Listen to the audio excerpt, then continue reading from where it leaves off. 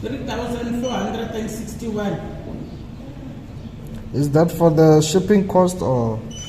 Huh? I kind of have a surprise for you guys, and I'm sure you guys have been waiting for this. So, waiting over several weeks, several hours, several minutes, and let's say several months for an item that is coming from eBay that I paid almost about 20,000 and more.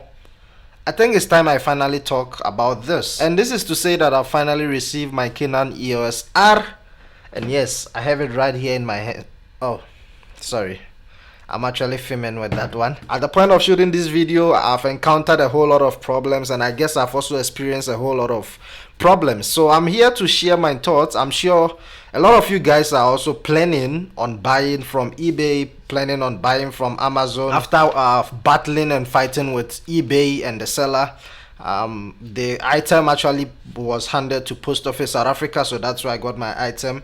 It's quite understandable. It's quite understandable because the seller actually posted the item through Iceland Post Office overseas. So in that case, it will be handed to South Africa Post Office here. Yeah, that's where I'm currently here. The person actually handed, and he wasn't even sure of the estimated delivery, and that's the thing. Sometimes eBay estimated delivery is not always accurate. That's what I would like you guys to know, because if they say that you receive an item on the 15th of April or 15th of May, it does not always mean that specific date. Sometimes it can be more than that, or sometimes you can also receive the item less than that. So I went there. They didn't send me any message, nothing like that happened, but I was tracking it with the website from Iceland, and it stated that the item has arrived in the office, and I'm like, which office? So I had to do a few investigation and then go to South African Post Office, the nearest one around me, which is Denville. So I got there, I handed them the tracking number, and when I got there, it was crazy, and I mean, things was hectic. It wasn't as I was expecting.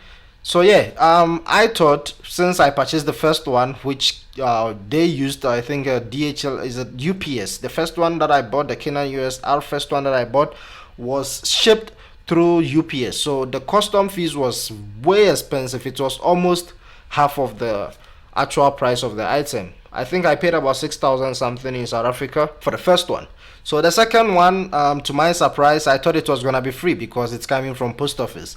And normally Post Office, their normal rates for international parcel is, I think, 30 something. I think it's less than 50 rand. So that is what I normally pay, but I've never actually gotten an item from Post Office this large or this expensive. Come again? Check this.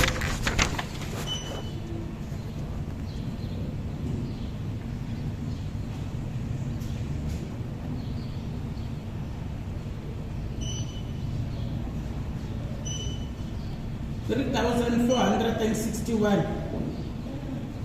Is that for the shipping cost or? Huh? Is that for the shipping cost? This is the custom duties, the custom application forms, and this involves the weight of the item, the price of the item, and a whole lot. This is an amount of 3,461 rand 75 cents. Almost 4,000 for a camera that I bought over 20,000 rands outside. I was trying to cover the whole procedure, or the whole walk around, or the whole tour when I went to Post Office, but immediately when they hand this to me, I was so shocked, I was so surprised, and I actually wasn't able to continue filming. So I ended up paying because I can't risk the camera being there. And what they said is, if I'm unable to pay this, then they will have to send it back to customs so they can reevaluate the item and produce me with a new price list if ever they are wrong, which I don't think they are.